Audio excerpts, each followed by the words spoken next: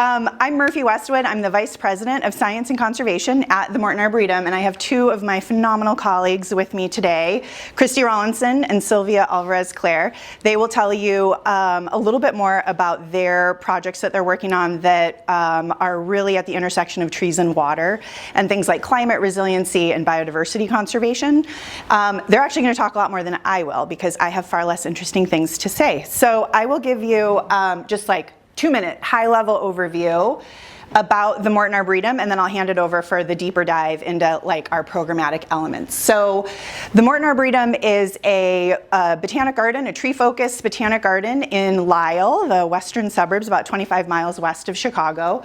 We were founded over 100 years ago by Joy Morton, the founder of the Morton Salt Company, as originally his sort of country estate out in the then countryside, away from the smoggy city of Chicago. He left us an endowment, an original 300 acres, and a trust indenture and a commitment 100 years ago that we should study and conserve trees, which I think is more relevant and important today than it was even back then. And it is a vision that we have, that we look to every single day, the importance of trees in our lives and our livelihoods, for our culture, for our economy, for our public health. And so the Arboretum has grown substantially. We're now 1,700 acres, one of the biggest botanic gardens in the country. We have a $60 million operating budget. We have 400 employees. Our Department of Science and Conservation is about 55 people.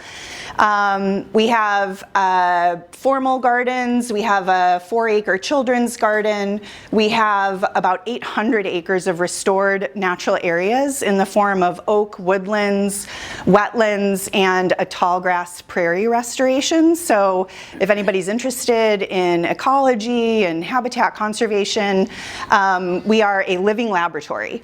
And that's going to bring me more to sort of what our science programs are largely focused on. We have core mission programs focused on our collections, focused on education. I oversee science and conservation. Within that realm, we have a few key program elements, and Silvia and Christy represent two of our kind of flagship programs. So our Chicago Region Trees Initiative is probably our most local program. It's our urban and community forestry program. Its focus is to improve the health, diversity, and equitable distribution of our urban forest. In the Chicago region, we have a lower canopy cover average than the national average. We also have a really big problem with canopy inequity in the Chicago region. So our communities of color, our historically redlined communities, disadvantaged and disinvested communities also have lower canopy cover. That correlates with urban heat island effects, with poor air quality, all things that trees can actually help to mitigate. So that's our urban forestry program. We're not really going to talk about it today, but Christy might touch a little bit on urban trees. Yeah. ArbNet is our professional network of arboreta that the Arboretum leads. It's a community of over 850 accredited arboretum from around the world in 40 different countries. It's kind of like a little tree fan community network, largely focused on public gardens, tree-focused public gardens. And then our Center for Tree Science is like our academic research department. It's analogous to a plant science department at a university. We have 10 PhD scientists who study disciplines like forest ecology, Christy, root biology, evolution, conservation, genetics, arboriculture science, soil ecology, a range of different disciplines. Fundamental scientific questions that we're asking. We apply for research grants like NSF and NOAA and Department of Energy, but everything that we're doing is really bright lined to practical applications to ensure healthy and resilient trees and forests in a rapidly changing world. And our Center for Tree Science researchers partner with all of our outreach programs, whether that's our education department, our global tree conservation program, which I'll mention in a second, or that urban forestry program. So it is fundamental science, but with a bright line to connecting to on-the-ground practical application for some of these other programs that really get to interface with the public, with students, with other educators or green professionals. So a really nice way, I think, to bridge science and application. And then our global tree conservation program, which Silvia will tell you more about, focuses on saving threatened trees from extinction around the world in global biodiversity hotspots. Silvia's got a lot of information. She'll be able to tell you more about that project. And so that's my kind of high-level overview of the Arboretum, and I'm going to pass it off to our experts, starting with Christy, and I have to remember to give you this. Take it away, Christy. All right. So I am a forest ecologist, which is a general I like trees and groups of trees. So I think what sets me apart from some other experts at the Arboretum, particularly somebody in arboriculture, is they care about a particular tree. The thing I struggle with is I don't actually care about the tree in your yard. I care about the trees in your neighborhood as a whole. But as a scientist and a research scientist, I work in trees in all the environments they are found in. And a lot of that work has been kind of water-centered lately, particularly drought. So trees in the woodlands, in park-like settings like the Morton Arboretum's collections, or urban areas. And Murphy mentioned that we do kind of basic and fundamental science as well as the applied. And the reason we're working across all these is, with trees, we have the same kind of nature versus nurture questions that you might see if you're studying animals and things with brains. And so figuring out a lot of those, because the basic biology of how a tree grows and what it needs are the same across all three of those environments. But the environmental conditions and how trees interact with each other will really modify how sensitive they are, particularly to issues like drought. So I'm going to go really quick. I'm not allowed to talk for an hour. So we're just going to give you a little bit of a flavor of some of the work that I and my colleagues think about focused on urban systems. So urban trees are good. Hopefully y'all all know that because they provide a myriad of benefits to people and communities. This is a figure from the Nature Conservancy. They're good for mental health, they're good for air quality, but probably the benefit of trees that has the most robust numbers behind it and has been the best quantified has really been the impact that trees have on temperature. Trees cool cities. The part of the urban heat island effect that you all probably hear a lot about, yes, it's due to impervious surfaces, albedo, and all those kind of physicky things, but a lot of it is attributed to differences in vegetation cover, and particularly tree cover. And trees do more cooling in urban environments than any other vegetation type. So green roofs are great, but they're not going to give you the same amount of cooling as a tree. And a lot of that is because trees are big, y'all. They're pretty heavy. And so a lot of these benefits of trees, just having a tree in the ground isn't enough. A lot of these benefits directly scale with their size. And when we're talking about trees and the cooling, their size means that there's two different ways that trees cool cities. One is shade. Probably a lot of y'all like to go hang out under a tree and read a book or do whatever it is y'all do on a hot summer day because that shade intercepts sunlight, keeps you cool. That has a very localized cooling effect.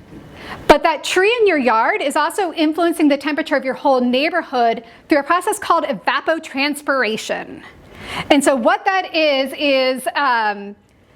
it's basically tree sweat, or it might be more analogous to a dog panting. So when trees are doing their growth thing, they inherently lose water in order to do photosynthesis, all the green stuff. And that process of water evaporating out of the leaves cools regional temperatures. And so that's actually a big thing. And hey, it needs water to do that. And so a lot of my work at the moment is thinking about this evapotranspiration. Because if a tree gets too hot that it can't do its growth processes, it's not sweating. It's kind of, if you get severely dehydrated, you stop sweating and that's bad because you can't cool yourself. So when the tree has to stop growing, it stops that process that leads to some of our regional cooling. And so a tree is, not all trees are the same. Trees are locally adapted to where they're from. And so one thing that kind of drives me crazy as a scientist is like, oh, trees cool cities, and we work with these very kind of rule of thumb numbers. But a lot of that is highly biased towards temperate environments. And so the properties of a tree and how much water it can use is very different for around here in Chicago compared to arid environments like Tucson in the Southwest. What's really interesting is because of the physics of how this all works, you actually get more bang for your buck in terms of cooling for a tree in Tucson than you do in Chicago. But you have all of these water sustainability concerns. And so in this region, we're talking about, hey, let's plant more trees to help with the urban heat island effect. But when you're down in arid or semi-arid regions, there's a very real concern that planting more trees means you need more water, and there are these trade-offs that are involved, as well as climate change. And so we do know that the climate is shifting, and so there's all these questions about, are we going to have enough water in the future? Particularly because just like people, when it gets hotter, you sweat more. As the temperature rises, trees will lose more water to do their basic growth functions. And so this is kind of what I was talking about with that. Things are different. You can't come up with one study in Chicago and say, I have solved the world's problems. So what we have here are just the CMIP6 climate change projections. They're what IPCC and all that policy is based on. The bottom line is that we see more warming, more red temperatures in some regions than others. So this is going to affect how much more water trees are going to need to do their general growth. And then what is very concerning for some regions is that projected changes in precipitation are all over the map. And particularly all of Europe, it's showing up as brown because it's supposed to get significantly drier in the summer. Places like the mid-Atlantic and southeastern US, India, and actually a lot of China in both low and high emission scenarios are supposed to get more precipitation, but is it going to be able to keep up with that temperature demand that's going to make trees need more water? So I'm a nerd and have been trying to figure out with a lot of colleagues, because this is a very real question across the world. So what we have here are some maps showing changes in what we've been calling climate water risk, perhaps, for evapotranspiration. Up top is present. So very few cities have their trees and vegetation using more water than they get in the form of rain in the summer. This is kind of what you would expect based off of tree biology, local adaptation. Most places are totally fine.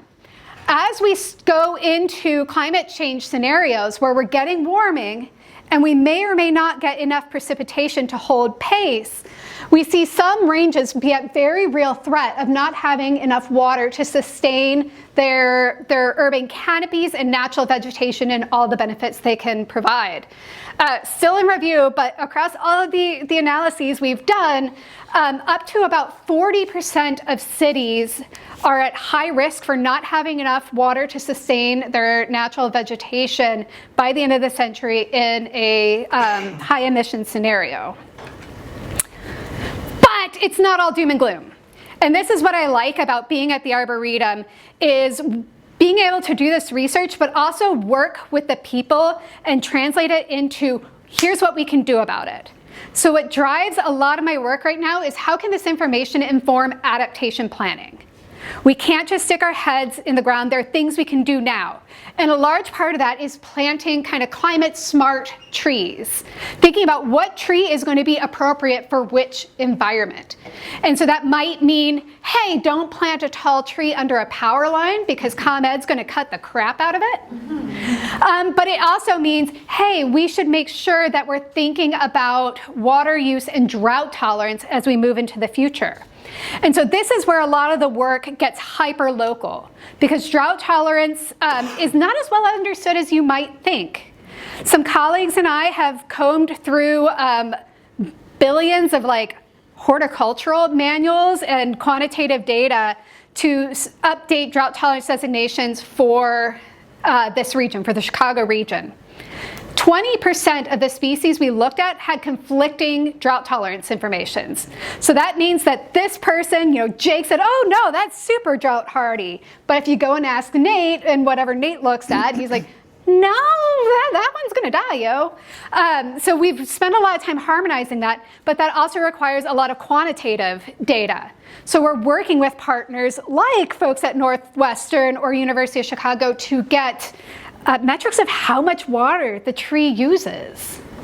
Because it's still amazing how much information there is that we need at that species level.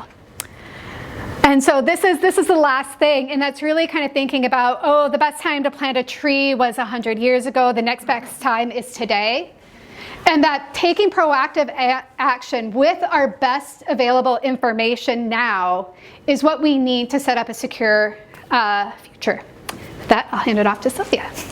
Thank you, Christy. Okay, so write down your questions so you don't forget them for Christy. We're gonna get back to those afterwards. And now we're gonna totally switch gears, going from local to global. As Murphy was mentioning, I directed a global tree conservation program. And as Christy was mentioning, we have the researchers at the Arboretum and we collaborate a lot with those. So for example, Christy collaborates a lot with CRTI, which is the local. I collaborate mainly with some of the evolutionary biologists, systematics, and also conservation biologists, focusing more on global conservation of tree species at the global level. And we do this mainly through 3 pillars. We do research, like Murphy was mentioning, very applied research, like things we really need to know, like our colleague said, science that people can use. That's what we do. And then action, which is like direct action on the ground with local partners, and then collaboration, because clearly it's a big world and we can't do everything by ourselves. And why does this matter? Why do we here in Chicago even care about what's happening about all the trees of the world? So there are a lot of tree species around the world, and just as Christy was saying, it does matter. It matters who is who. It's not just this green canopy of noneness and a black box that just produces carbon and does evapotranspiration. It really does matter who is the tree and what's the species. And many different species are going to be adapted to the different environments where they occur. We have approximately 60,000 tree species in the planet, and from those, about 1/3 are under some category of threat according to the IUCN, which is like the global standard for measuring threat of risk extinction. And just to put that into perspective, that is double the amount of all the amphibians, reptiles, birds, and mammals put together. So when you put all those species, count up at 2, that's the number of tree species that are under threat. So it's a big issue. The main threats that globally have been identified are land use change due to agriculture, also timber exploitation, urbanization as we grow our cities and more people, pests and diseases, and as Christy was saying, climate change, a big one. And also a very tricky one, because even though you can protect a tree in a forest preserve, you can create a biosphere reserve or a national park. That is not going to be saved from climate change. The trees can still be dying right in their forest if they don't have the right conditions that they're adapted for. And the changes are happening so fast that trees are just not getting time to adapt like they did millions of years ago. And one of the things that we have realized is, like, how do we tackle this problem? It's so big, it's global, there's threatened species everywhere. And one of the things that in our team we are using is trying to join forces with other, like, cross-disciplinary teams where we can really work together towards a common goal. And working with freshwater people has been one of the things that we have done, and that has been productive because they have some commonalities. The 2 groups, they are both very diverse. They provide essential ecosystem services, just like Christy was mentioning. They're both underdocumented. They are very threatened, and they are usually underrepresented in conservation programs. When you think about like mammals and like panda bears and elephants, people don't always think about trees. And then also, the species diversity is nowhere recognized. And that is something I was talking with some of the ladies before this, that a lot of people think about water as the drinking water, and they think about the resource, and the same with trees. They think about carbon sequestration, and they don't think about the biodiversity within that forest of the individual trees or the fish or the aquatic plants that are on those systems. And so what we are trying to do too is bring awareness to that, because to have a healthy ecosystem that functions and does all the jobs that you need them to do, you need to preserve that biodiversity. And so now, one of the things that we have done is that we established an alliance with the IUCN Species Survival Commission, and that is the largest conservation union in the world. You can be a government and be part of it, or a tribal group of NGOs or zoos or aquariums, and they created this network called the Centers for Species Survival. And this was thanks to a donation from the Walder Foundation that we were able to create 2 centers for species survival. There's right now 32 centers, but we're the only city in the world that has 2 centers in the same city. And that is Shed Aquarium for the Center for Species Survival Freshwater, and Morton Arboretum for the Center for Species Survival for Trees. And we are the only actual botanic garden that focuses only on anything related to plants. Some of them, like Albuquerque Biopark does some plants, and now a couple of the zoos, but they are all zoos and aquariums so far. And the idea with these centers is that they can be catalyzers for action. They can bring together local partners, networks of scientists and specialists, and really try to catalyze that action for the species to prevent extinction. And so I am going to cheat and show a video, because I think it does like a really good job of putting together a collaboration. And we just made this video for the World Conservation Congress of the IUCN, which just happened in Abu Dhabi, and I was there, and we organized a panel. I'm going to talk about it in a second, but we put together this video, and I think it's like better than me trying to explain it. It's this one. Saving species sustains life on Earth, upholds the intrinsic value of nature, and supports our well-being. By saving wildlife and their habitats, we safeguard water, lands, and air, sustain indigenous and cultural connections, and preserve our planet for future generations. But the world is changing rapidly. Today, 1/3 of all tree species and 1/4 of freshwater species face extinction, and their loss will have a profound impact on Earth. But there is hope. The IUCN SSC has partnered with zoos, aquariums, and botanical gardens to launch the Centers for Species Survival, which catalyze priority efforts and protect biodiversity. Through unique partnership, 2 centers have adopted an intentional approach to demonstrate how we can act for nature in a new and integrated way. The Center for Species Survival Freshwater, hosted by Shed Aquarium, and the Center for Species Survival Trees, hosted by the Morton Arboretum, identify overlapping conservation priorities and center local perspectives along the way. For example, we explore best practices of forest restoration for endangered species that also benefit freshwater biodiversity. By working as a team, our centers project a unified voice for integrated conservation at the local level. At the global level, we work to motivate a collective response for freshwater and tree conservation. Along with community knowledge, capacity building efforts, and support from the SSC network, this collaboration helps establish a new model for conservation. The Center for Species Survival Freshwater focuses on collaborative, equitable actions that inform biodiversity conservation and raise awareness about safeguarding freshwater ecosystems. Our current work focuses on understanding freshwater mussel biodiversity in critical watersheds and building a network of advocates in Central America. Alongside local partners, we've conducted the most comprehensive survey for freshwater mussels throughout Central America. This work has filled knowledge gaps and provides a deeper understanding of the region's freshwater mussel biodiversity. We've leveraged this effort by organizing the first Mesoamerican Symposium for the Conservation of Freshwater Biodiversity and Ecosystems, which led to a regional alliance under the same name. This alliance provides training, mentorship, and conservation action driven by regional practitioners. Like freshwater, forest ecosystems support much of Earth's biodiversity. As the first center of its kind, the Center for Species Survival Trees has allowed researchers to expand work around the world. In collaboration with the SSC Tree Specialist Group, we have documented redlist assessments for hundreds of tree species, including in Mesoamerica and Southeast Asia. The center has partnered with local communities and grassroots organizations to plant more than 10,000 trees and to host more than 100 workshops to share information and best practices to conserve threatened species. By utilizing inclusive leadership and fostering partnerships, we create action plans that incorporate the needs and perspectives of local communities. But there's still more work to be done. There is no roadmap for this collaboration. We learn from each other and encourage new ways of thinking about overcoming shared conservation challenges. We strive to elevate global collective knowledge and the linkages between freshwater, trees, and all conservation. These ecosystems are not isolated from each other, just as we are not isolated from nature. We must move beyond our comfort zone to have a sustainable impact.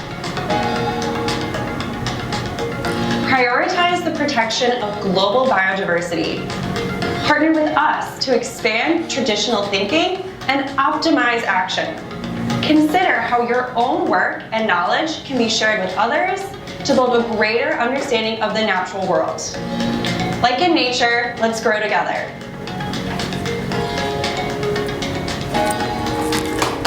Yay.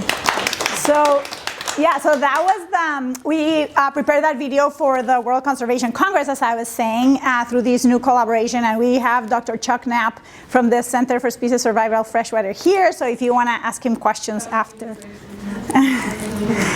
Yeah, so with them, we organized this panel, which was like to bring these high-level speakers from around the world. Jean-Christophe Vier is the director of Foundation Franklinia, who is this nonprofit that funds all tree projects and was one of the main funders for when they tried to assess all the trees of the world.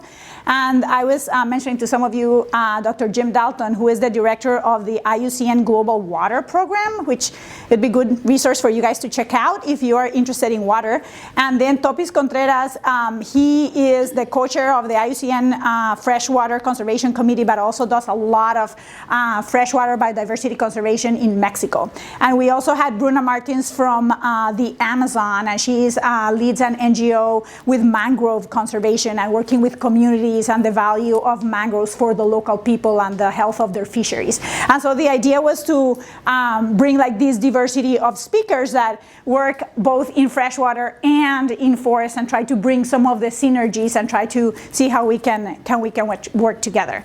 And you know, it hasn't been totally easy, and I'm curious if any of you later, like, I would love to hear how you're collaborating with other disciplines, and if you are, being able to successfully bridge partnerships with maybe other disciplines, because it's always like easier said than done, and I think it's something that we all have to strive to succeed at.